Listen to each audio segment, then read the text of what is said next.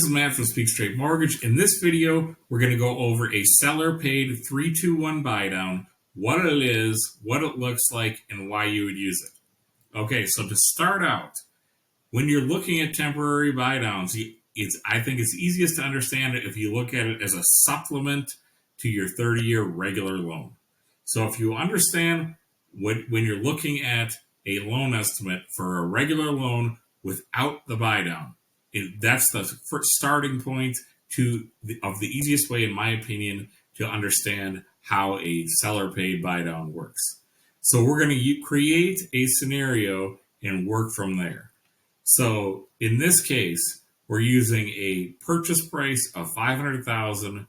We're using a VA loan, 0 down, and a rate of 6.25. Including estimated property tax and homeowners insurance, that's a payment of $3,603. Okay, so let's say you're shopping for a house, and that's what you're looking at. When you go to get pre-approved, you see this is the scenario they give you. Okay, so now going into the buydown and why you would use it. So in the case, people shopping for a house, if they're having a more difficult time selling the house, if the seller is having a more difficult time selling the house, they can offer concessions, which basically is they're offering you cash or the equivalent of cash to that you can use in a number of ways to reduce either out-of-pocket costs, monthly costs, buy-down rate. One of the things you can do with the concessions, if the concessions are enough, is to do a 3-2-1 buydown. There are other buydowns that I'm going to go over in another video, such as 2-1 buydowns, 1-1, 1-0. But the theme is 3-2-1 means reduced interest rate by 3% the first year, 2% the second, 1% the third. So if going back to this idea of the seller is having a more difficult time selling, so they're offering concessions of, let's say in this case, $22,524. That's what it takes to fund a 3-2-1 buydown. We see them some now, 2-1 and 1-1 and 1-0 are more common, but we're starting out with a 3-2-1. So let's say you're in the scenario where, just like I said before, you have your regular loan. Now the seller is offering $22,524 in concessions. One thing you can do with that money is get a 3-2-1 buydown. And what happens is the seller is giving you this amount, $22,524. Each month, money is coming out of that account to supplement the payments on your 30-year loan that we're originally talking about.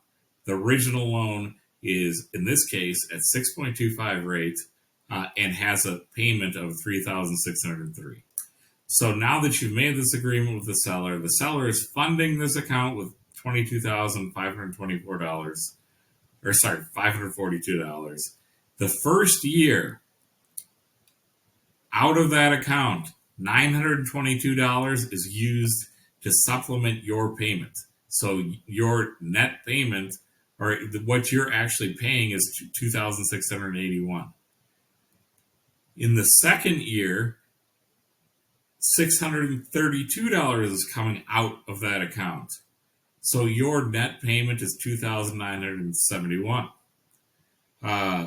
The third year, $324 is coming out every month. And as this is happening, the money is coming out of this account.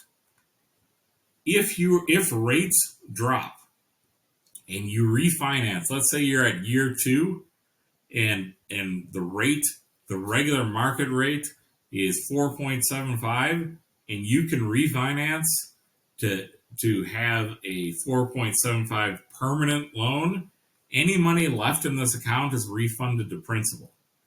So the reason why you would do a temporary buydown is that people are sitting on the sidelines now from buying a house because rates are too high. So the price is reduced. In the case of this scenario, let's say you're looking at a house for 500,000. The seller is offering a concession of 22,542. Basically, what you do in this situation is you're getting the payment like it was if the rate was lower, but you're not getting the price increase in the house that there will be when rates drop. So in this case, it's very likely that if rates were to drop by 2%, the price of the house is going to go up by more than 22,000. And the competition is going to go up significantly more. So you get the benefit of buying the house at a lower price and also the benefit of lower payments. That's kind of the philosophy of why somebody uses a temporary buy down versus a permanent buy down. Anyway, so that's a 3-2-1. You need also other important considerations is the loan program you're using has to allow that much in concessions. So in the case of a 3-2-1 buy down, a VA loan allows it because it doesn't count. There's a concession limit amount, but this doesn't count in that. Conventional loan requires 10% down to get enough generally for a 3-2-1 buy down. The FHA loan, you could allow 6% concessions, so you should be able to use a 3-2-1 buy down. Anyway, so that's kind of an overview of how it works, and I think the key is looking at it as a supplement to the regular loan. The seller is putting money aside. You could use that in a different way. Let's say you had closing, your cash to close was, you could apply that somewhere else than a 3-2-1 buy down, but this is just one strategy to use.